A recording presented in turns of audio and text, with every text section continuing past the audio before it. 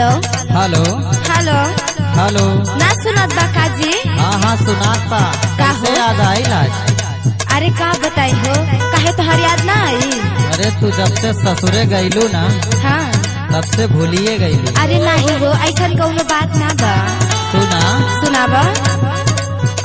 जब से ससुरा तू गईलू बारू से खी में, हाँ से खी में हमके भूल गईलू रानी बड़ा सेहती में। ये का बात हो? हाँ ये बात बा। जब से तू ससुरे गई बारू हमके भूल गई बारू। ऐसा कौनो बात ना बा, ठीक बा? अगर तोहरा के याद ना करी तो फोन ना करी था। हाँ तो बतावा आज फोन का करे कैले बारू? सुना सुनावा। आज पिया जई है यारा बारातिया में, बारातिया में मिले आई जई है यारा हो रातिया में। तब तो बड़ा खुशी के बात बा हो। हाँ हो, तोहरा के हम कबो ना भूलेंगे। ऐसा तो ना लगेला।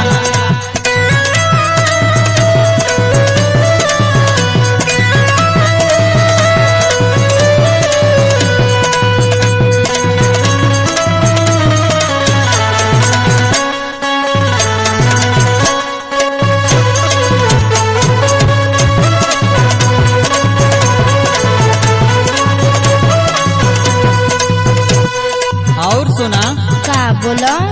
नैहरे रहत रहू तो हमके का मानत रहू? का नैहरे में हमारा के मानत रहू जान हो।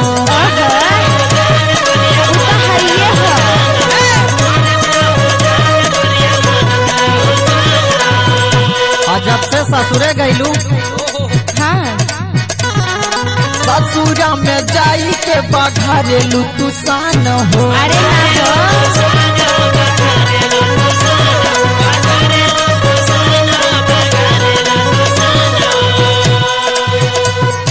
नैहरे में हमारा के मानत रहू जान हो, ससुरा में जाई के बघरेलू तू सान हो।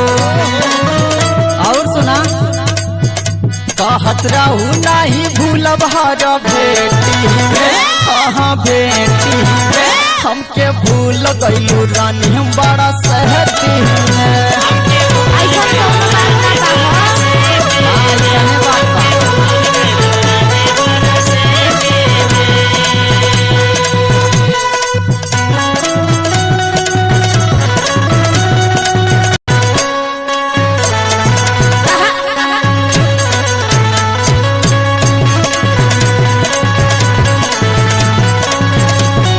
भाई देखा हमारा सुनो, सुनावा। भूलल नहीं खे हो यार मानी लो हम जहान हो। बुझला निमन से? अरे वो दिन हम फोन कैले रही तो कहू हम ना पहचानीला। हमार मजबूरी ना ना बुझेला। सुना सुनावा। पियावा के भीरी हम कहलिया न जान हो।